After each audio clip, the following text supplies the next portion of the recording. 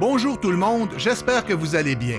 Bienvenue à bord de ce balado des coops de l'information produit en partenariat avec TELUS. On va voyager ensemble pour voir du pays. Je m'appelle Simon Jaudoin et je me pose une question bien simple. Comment ça va chez vous?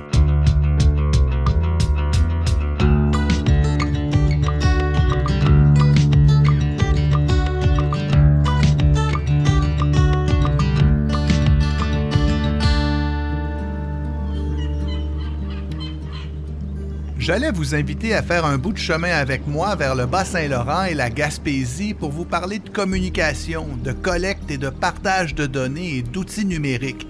Car à travers ces quelques épisodes de ce balado, produit en partenariat avec TELUS, je vais vous proposer d'explorer diverses facettes de la connectivité. Mais voilà qu'au lieu des bruits électroniques, on se retrouve au bord de la mer à entendre le son des vagues et les chants des oiseaux marins. C'est que, voyez-vous, dans l'Est du Québec, nous avons des chercheurs parmi les meilleurs au monde qui étudient les écosystèmes marins à l'aide bien sûr d'outils technologiques, des ordinateurs pour compiler les données par exemple, mais aussi avec les fous de bassin. Ces magnifiques oiseaux, si vous avez déjà voyagé sur la côte, en Gaspésie, vous les avez sans aucun doute déjà vus. Il y a sur l'île Bonaventure à Percé la plus grande colonie accessible de fous de bassin au monde. Et le fou de bassin, évidemment, il vole, il va très loin pour trouver de quoi se nourrir, il plonge dans l'eau pour pêcher des poissons, il revient fidèlement dans sa colonie. Bref, c'est un partenaire parfait pour nous aider à collecter des informations sur les écosystèmes marins. Une de celles qui connaissent bien tout ce travail de recherche, c'est mon amie Sandra Gauthier, directrice du Musée Exploramer à Sainte-Anne-des-Monts. C'est une institution qui se spécialise dans l'étude et l'interprétation de la biodiversité marine du Saint-Laurent et de l'Atlantique Nord. Alors, question de mettre la table, elle nous raconte comment le fou de bassin s'est taillé une place au sein des expositions présentées au musée. Toute cette histoire-là a commencé avec des chercheurs.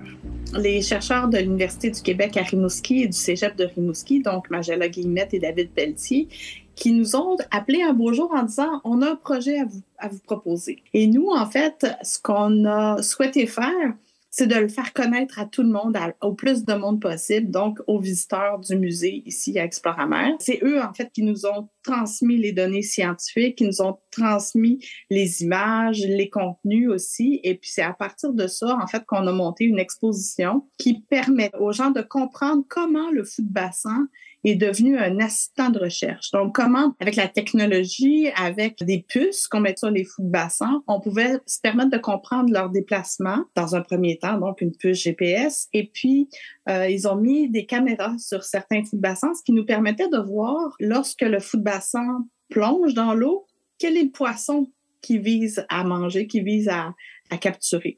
Donc, c'est comme ça, en fait, qu'est né le projet. David Pelletier, dont nous parle Sandra Gauthier, c'est un enseignant-chercheur au Cégep de Rimouski et vient tout juste de terminer ses études de doctorat qui portent précisément sur le fou de bassin. Alors, c'est un gars qui a passé sa vie dans le Bas-Saint-Laurent, passionné, comme on peut s'en douter, d'ornithologie et de biologie, mais il est aussi très féru de nouvelles technologies, surtout quand elles peuvent l'aider dans ses recherches. Et je lui ai demandé de m'expliquer comment le fou de bassin est devenu, pour des chercheurs comme lui, un collègue idéal de travail. Le fou de bassin, c'est un des oiseaux marins emblématiques du Québec, de l'Est du Québec, parce que, premièrement, c'est un oiseau qui est très accessible. C'est un oiseau qu'on a la chance de pouvoir voir de très, très près dans le parc national de l'île Bonaventure et du Rocher-Percé. Ça, c'est rare qu'on peut voir, qu'on a la chance de pouvoir voir de près un oiseau lors de la période de reproduction comme ça.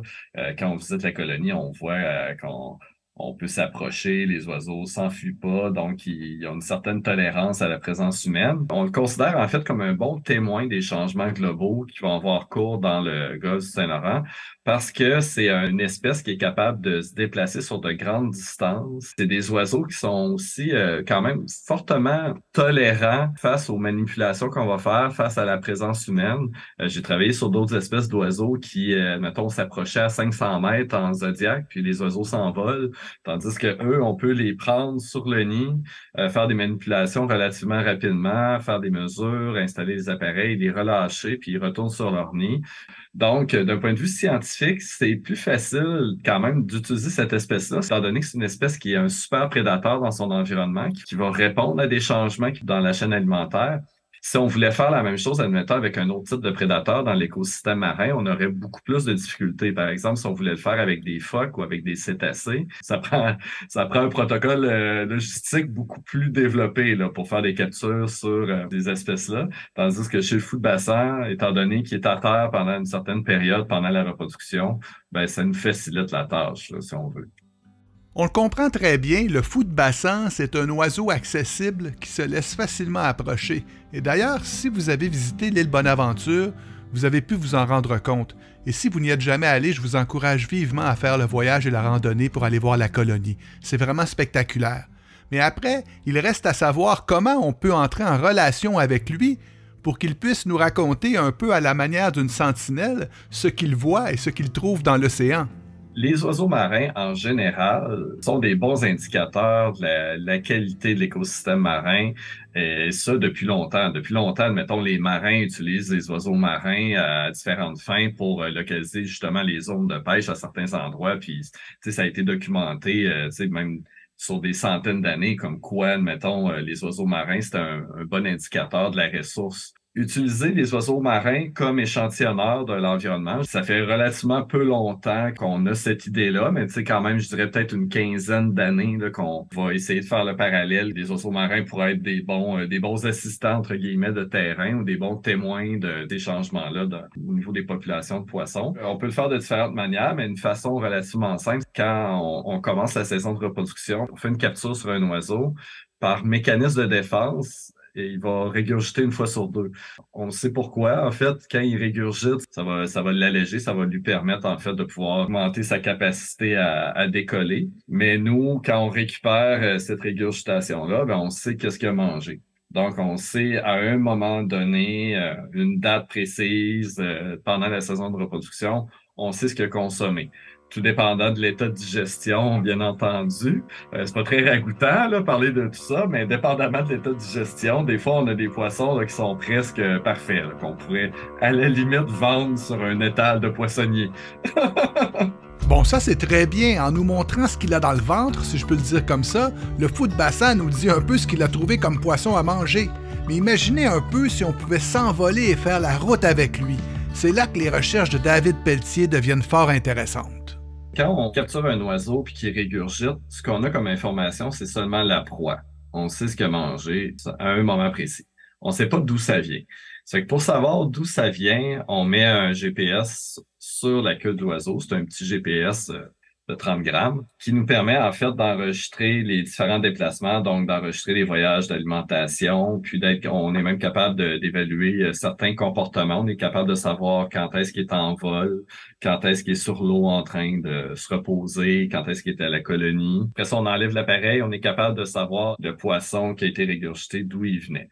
Ça fait que ça, c'est une information géographique. Donc, en 2D, latitude, longitude, on est capable de savoir ça. Ces dernières années, on a aussi ajouté un appareil qui est un enregistreur de plongée, qui est tout petit, qu'on met à la patte sur la bague de l'oiseau. Puis ça, ce que ça permet de faire, c'est qu'on est capable de savoir à quelle profondeur il a plongé, puis quelle était la température de l'eau. Puis on est allé un peu plus loin en mettant aussi une petite caméra miniature sur le dos des fous de bassin pour aller voir qu'est-ce qu'il y a eu comme poisson dans l'environnement. Donc, la combinaison des informations visuelles, latitude, longitude, profondeur, température de l'eau, mais ça nous permet d'avoir des informations sur le comportement d'alimentation du fou de bassin, mais ultimement aussi en compilant, en cumulant des informations. Ce qu'on voudrait arriver à faire, c'est aussi créer une sorte de cartographie des zones préférentielles où se retrouvent ces poissons-là aussi. Ça contribuerait à augmenter le niveau de connaissance sur les proies.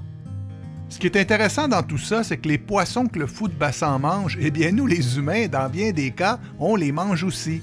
Et rappelez-vous cette image des bateaux de pêche qui suivent les oiseaux comme nous le racontait David tout à l'heure. Autrement dit, les informations que nous rapportent les fous de bassin peuvent aussi nous aider à mieux gérer les ressources en sachant plus précisément quelles espèces se trouvent en abondance dans le fleuve et dans la mer. À ce sujet, Sandra Gauthier, qui est une grande ambassadrice des produits marins du Saint-Laurent et des pêcheries durables, elle a un exemple bien concret qui lui vient en tête lorsqu'on lui parle du fou de bassin. Bien, en fait, initialement, notre intérêt était purement muséal, donc de présenter à nos visiteurs une recherche scientifique qui est menée par des chercheurs d'ici sur l'écosystème du Saint-Laurent. Par contre, les données qui ont été extirpées de ces puces-là nous ont permis de faire un parallèle avec un autre projet d'Exploramer qui est Fourchette Bleue. Fourchette Bleue, ça, c'est un programme qu'on a mis en place en 2009 qui vise à valoriser des espèces marines du Saint-Laurent qu'on connaît moins, qu'on exporte ou bien qu'on a sous-valorisé avec les années. Et puis, les informations qu'on a pu recueillir des fous de bassin, c'est que les fous de bassin mangeaient de moins en moins de maquereaux, de harengs, mais on se rendait compte que dans leur estomac, dans leur garde-manger, ils s'approvisionnaient de calmars. Et c'est comme ça, en fait, qu'on s'est dit, OK, donc si les fous de bassin mangent du calmar, ça veut dire que le calmar est de retour dans le golfe du Saint-Laurent.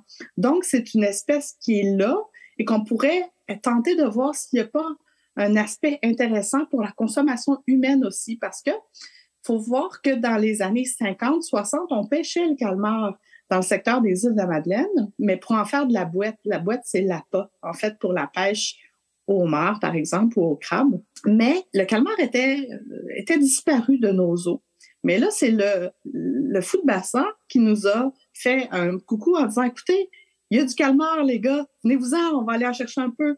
C'est comme ça qu'on a pu tenter, avec le ministère de Pêche et Océans Canada, de tenter de réactiver les permis de pêche au calmar pour relancer cette pêche-là dans le Saint-Laurent. À l'époque, c'était de la boîte, on mangeait pas ça du calmar, mais aujourd'hui, en fait, dans tous les restaurants IN du Québec, dans tous les 5 à 7 IN du Québec, on a du calmar. Et puis, ben voilà, peut-être que dans quelques années, on va se remettre à manger du calmar du Québec, ici, chez nous. Bon, eh bien, en attendant d'être invité dans des 5 à 7 chics pour savourer du calmar du Québec, il reste encore pas mal de choses à découvrir et de travail à faire. En plus de piloter le projet Fourchette Bleue, Sandra Gauthier continue son travail chez Exploramer en accueillant les visiteurs curieux d'en savoir plus sur les écosystèmes marins du Saint-Laurent. Et à ce titre, ceux et celles qui se rendent au musée ne font pas que contempler des modules d'exposition.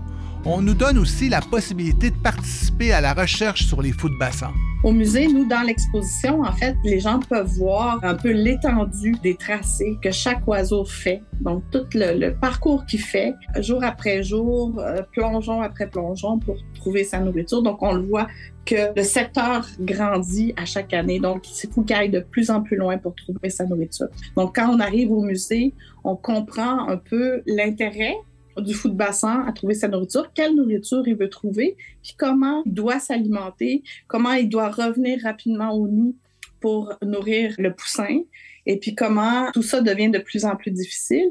Parallèlement à ça, on explique comment on les a munis de puces pour nous permettre de connaître leurs difficultés, pour pouvoir mettre un doigt sur le problème, puis tenter de résoudre certaines problématiques.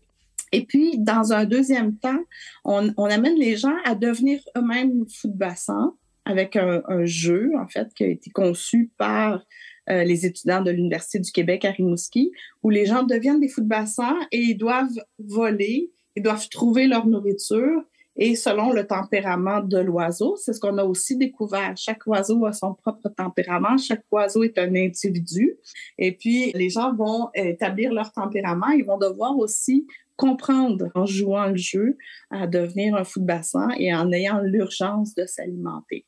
Et puis, on termine l'exposition avec un autre élément, un autre module, en fait, de l'exposition qui s'appelle le fou numérique, où là, en fait, c'est un module où on a des millions et des millions de photographies d'oiseaux et, en fait, on contribue via la science participative à identifier les fous de bassin sur ces millions de photographies-là. Et ça permettra à l'intelligence artificielle, ultimement, de pouvoir prendre des photos n'importe où à travers le monde et de pouvoir déterminer la population de fous de bassin sur la planète. Eh bien, on pourrait presque dire que la boucle est bouclée. Dans toute cette histoire, on voit bien comment les informations circulent au sein d'un réseau qui forme une communauté. Les fous de bassin rapportent des données aux chercheurs, ceux-ci les partagent avec le public par l'entremise du musée Exploramer, et ceux qui visitent l'exposition retournent à leur tour des données aux chercheurs, ce qui permet de mieux comprendre le fou de bassin. Pour David Pelletier, c'est lorsque la science trouve ainsi son chemin dans la société qu'elle joue pleinement son rôle. Ben, premièrement, on fait de la recherche, puis c'est financé par des fonds publics. Ça fait que je me dis, c'est un retour de base qu'on doit faire, rendre à la société ce qu'elle nous a donné à quelque part, là. Ça fait que, tu sais, ça, je pense que juste pour ça, je trouve que c'est important. Mais ensuite, je trouve qu'on est dans un monde, puis là, je vais essayer de pas trop m'éloigner du sujet, mais on est dans un monde où des fois, on parle de pseudo-science. Tu sais, il y a beaucoup de plus en plus de place dans les médias qui font de moins en moins de place à la vraie science, à la vraie information, aux données probantes et tout. Je me dis, essayons de prendre plus de place avec la science vraie qui a été établie sur des protocoles sérieux, rigoureux. Puis essayons de rendre ça, de prendre le plus de place possible avec tout ça. Ça fait que, tu sais, rendre les données disponibles, ça fait partie de ça. Pour moi, je vais plus loin que ça. Pour moi, je trouve que c'est important de vulgariser la science parce que, tu sais, des données brutes, ben avec ça, on peut pas faire grand-chose d'autre que, mettons, démontrer c'est où qui sont allés les fous de bassin. Mais quand même, ce qui reste intéressant à partager, c'est plus les interprétations de ces résultats-là après. Puis ça, ben, c'est plus le travail des chercheurs, le travail des scientifiques de le faire. Mais après ça, c'est important de rendre compte de ça aux autres scientifiques par des publications scientifiques, ce qu'on fait. Mais personnellement, je trouve que c'est important rencontrer les jeunes, d'aller dans les écoles pour faire ça. Participer à des expositions comme ça, c'est super. Mais donc, tout ça pour dire que c'est important de partager les données. C'est important, selon moi, de vulgariser les résultats, l'interprétation de la science, de la recherche qu'on fait. Puis même, c'est important de solliciter les gens. Tu sais, on parle maintenant, on parle beaucoup, admettons, des changements climatiques, mais ce qui est important, c'est, admettons, c'est comment rendre les gens actifs pour créer le changement. Je pense que dans la science, c'est aussi important, peu importe le type de science, c'est important d'inviter les gens à participer à cette science-là, qu'ils soient jeunes ou qu'ils soient plus vieux, là.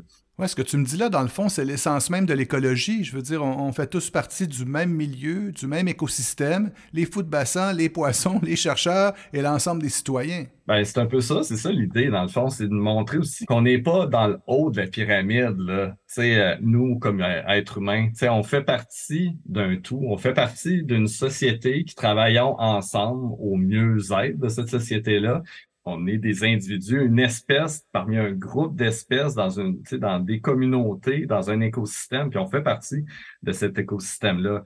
C'est sûr qu'on pourrait critiquer le fait que on utilise, entre guillemets, une espèce qui nous donne pas son consentement. Mais, tu sais, on n'est pas en moyen d'aller récupérer ce consentement-là, admettons, pour le fou de bassin.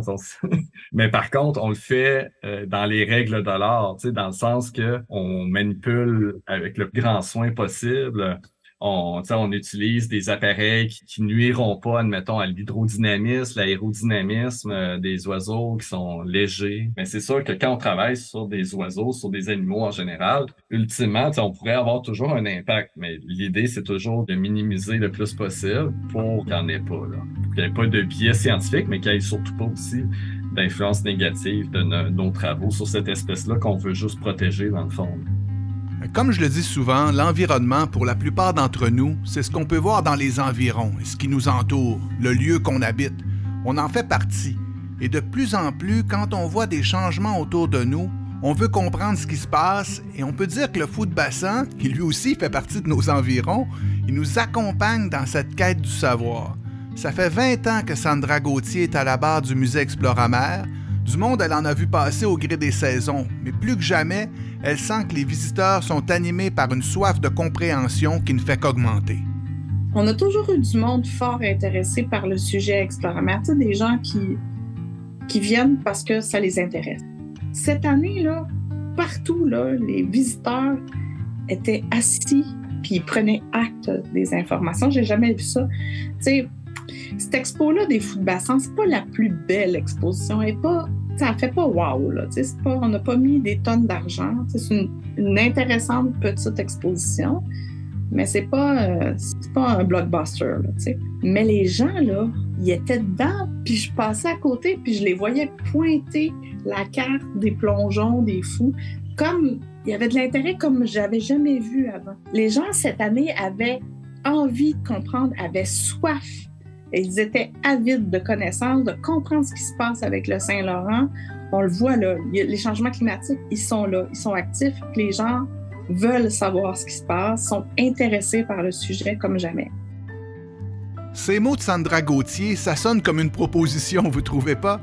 Je vous invite chaleureusement à aller visiter le musée Exploramer à Sainte-Anne-des-Monts. C'est sur le quai juste devant l'église. C'est vraiment une très belle manière de découvrir les écosystèmes du Saint-Laurent et de rencontrer les fous de bassin. Et en poursuivant la route vers Percé, vers l'île Bonaventure, vous pourrez même aller les saluer en personne. Alors en guise de conclusion, je vous souhaite tout simplement bon voyage dans les environs. Comment ça va chez vous? C'est un balado produit par les Coops de l'information. Cet épisode a été réalisé en partenariat avec TELUS. Si ces sujets de discussion et de réflexion vous intéressent, rendez-vous sur les sites de nos médias. Vous trouverez des compléments d'information, des liens vers des articles et d'autres références. Vous n'avez qu'à entrer l'adresse nousautres.ca dans votre navigateur pour nous trouver. Je vous invite aussi à vous abonner aux infolettes des 6 médias des Coops de l'information. Le Soleil à Québec, Le Droit à Gatineau, La Tribune à Sherbrooke, La Voix de l'Est à Granby, Le Quotidien à Saguenay et Le Nouvelliste à Trois-Rivières. C'est gratuit et vous allez recevoir à tous les jours des bouquets de nouvelles locales qui vont vous permettre de mieux comprendre ce qui se passe au Québec. Je m'appelle Simon Jaudoin et je vous dis portez-vous bien. À bientôt.